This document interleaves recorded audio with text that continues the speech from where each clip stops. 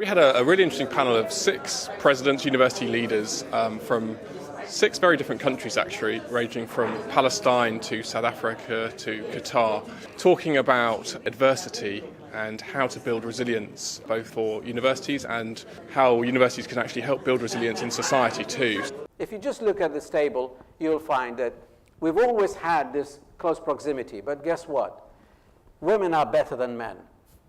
Give them the chance when they're equal. Look what they've done. We have more women achieving, graduating than men. But unfortunately, as they progress in their career, things happen miraculously. Everybody at the top is a man. There are a lot of lessons learned from how Palestinian institutions have survived and actually launched under a very difficult times. And yet they are serving their people, their nation, the Palestinian society, and they are a place of hope and meeting the aspirations of a nation under occupation. And what we try to say is that it's not only about resilience, it's more about resistance. I think we have to recognize the efforts that have been made already over the last few decades to really increase the possibility of the population to enter higher education institutions in Colombia. However, the challenges are still there.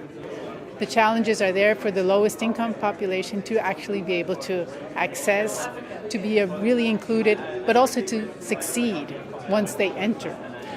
Classical way of looking at connectivity has been to send young talents abroad, fund them throughout their studies, and then wait until they come back with state-of-the-art knowledge but lack of any institutions or any infrastructure that would accommodate their ideas and their expertise.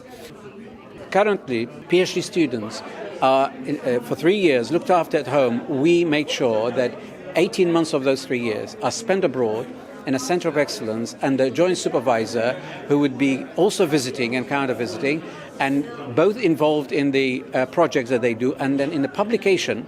Together they publish, high impact, international, but where is the degree given? At home. We've been familiar with the blockade in dealing with our neighbors before. In fact, this blockade is the 3rd in our history during the last 150 years. The President here talked about a country that perhaps was relatively comfortable, very well off, high GDP per capita, all those things. But actually the blockade suddenly forced it to think really hard about its longer term strategy, and not just think about it, but actually help to energise young people in particular to get behind it and really buy into it in a way that they perhaps hadn't before. So I think that's really one of the overarching themes that came out of the discussion, was that although universities often do find really big challenges, really big hurdles to what they're trying to do thrown up in front of them, they can overcome them in a way that actually produces stronger outcomes for both the institution and for the societies that they're ultimately trying to support.